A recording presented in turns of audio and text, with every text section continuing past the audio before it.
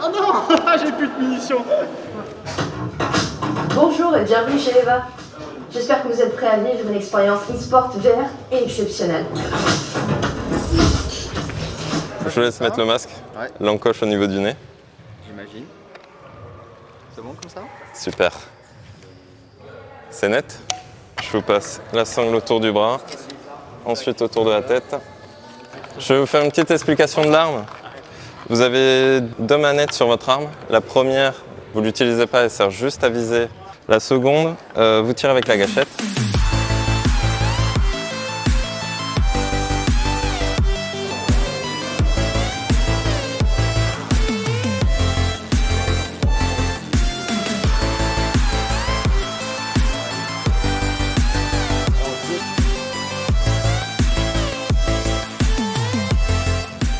Là, on est dans une salle, on va dire, sous l'eau. Et on voit les 3 adversaires en face, enfin ceux qui sont connectés. Ça va être une partie de match à mort. Donc c'est l'équipe qui tuera le plus les autres joueurs de l'équipe d'en face. Bonne game à tous.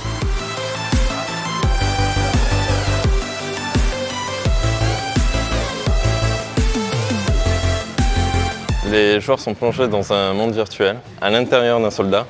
Donc ils ont une arme, ils ont une armure et ils font vraiment la guerre. Dès qu'ils bougent dans la vraie vie, ils bougent dans le monde virtuel. On évite les joueurs de courir, de se retourner brusquement parce qu'ils sont quand même dans la réalité et ils peuvent se percuter. La prudence avant tout, quoi.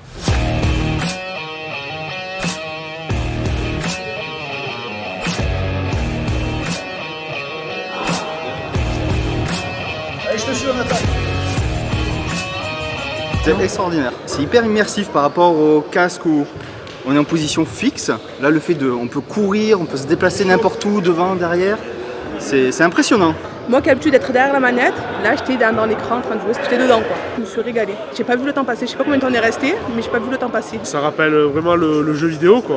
On est vraiment dedans, en fait. Sur les 2 parties, on a fait 523 mètres. On l'a senti sur les 2 parties.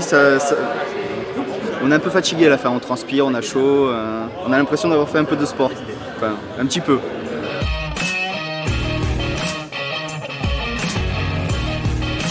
Vous pouvez le voir là, en fait, on est dans un QR code géant qui permet au casque de se repérer et de pouvoir exister. Et en fait, quand on rentre à l'intérieur, on a l'impression d'être dans un vrai monde, alors qu'en vrai, on est dans un grand espace de 500 mètres carrés. Donc c'est une technologie immersive dans laquelle vous êtes complètement à l'intérieur d'un monde virtuel, avec des murs, des espaces, des limitations là-dessus. Et quand on en sort, ça fait un peu bizarre. Il y a vraiment 2 mondes. Tout le monde a connu la réalité virtuelle chez soi.